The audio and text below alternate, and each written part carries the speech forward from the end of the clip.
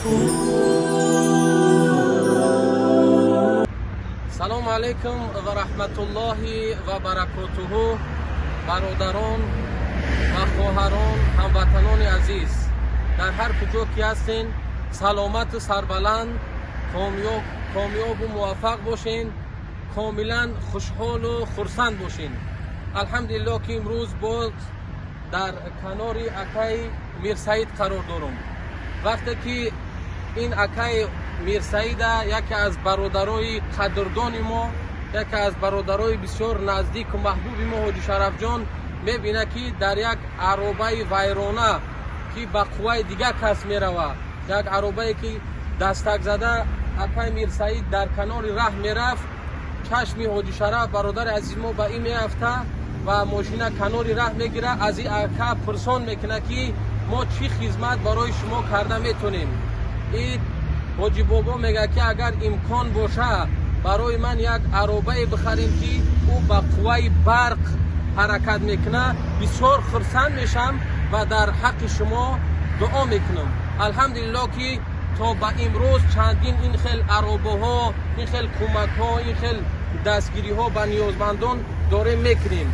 این نوار از اینها را ما نوار برداری میکنیم تا که مردم بدونه که تاجیکستان ما و شما هم همین خیل جوان مردای داره که مردم شانه، ملت شانه، وطن شانه دوست میدارن. ما به همین خاطر میکنیم، نه به خاطر ریا، نه به خاطر این اون.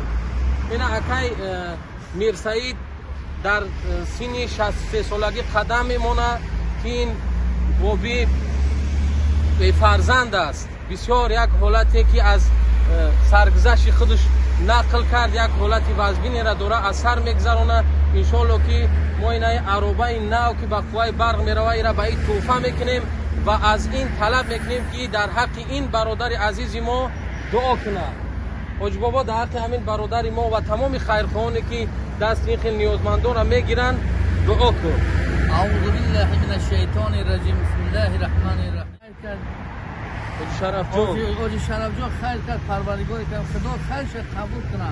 آمین. پروردگار کریم ایمانش هم مستحکم آمین. کنه، برای راست هدایت کنه. هر بلای که نجات، هر بلای شب، هر بلای آفت‌های زمین است خدا نگهش داره. دشمناشون خداوند کریم خدا پر کنه. ما به فضل پروردگار کریم همه عروبه را انم توفه کردن. آمین. رحمت کلام سلامت باشه، توفیقش بده برای کارش بده پروردگار کریم.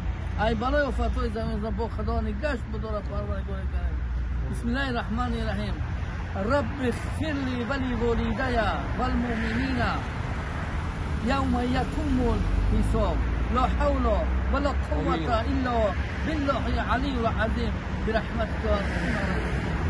چی در شهر دوشنبه هستی، چی شراباتی وطن گشتی، دائم به دعا باش. در حق این برادر و برادران این برادر و تمام صاحبکاران من نیز دعا میکنم که در عوض این نیکی هاتون، این خیراتون، این جوان مردیاتون خداوند نیکی دنیا و آخرت براتون نصیب بگردانه. برادر عزیزی من حاجی شرف جان، این رنجی تو آخر گنج دارد، به یک احسان عطا دو چند دارد، به یک قول به یک احسان 700 عوض بخشد خدا از فضل بهد.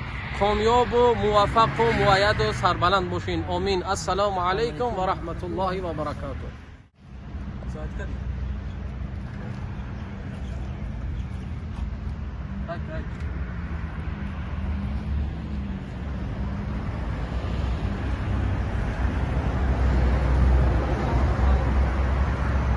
خدایش نخیلی چیکار بود؟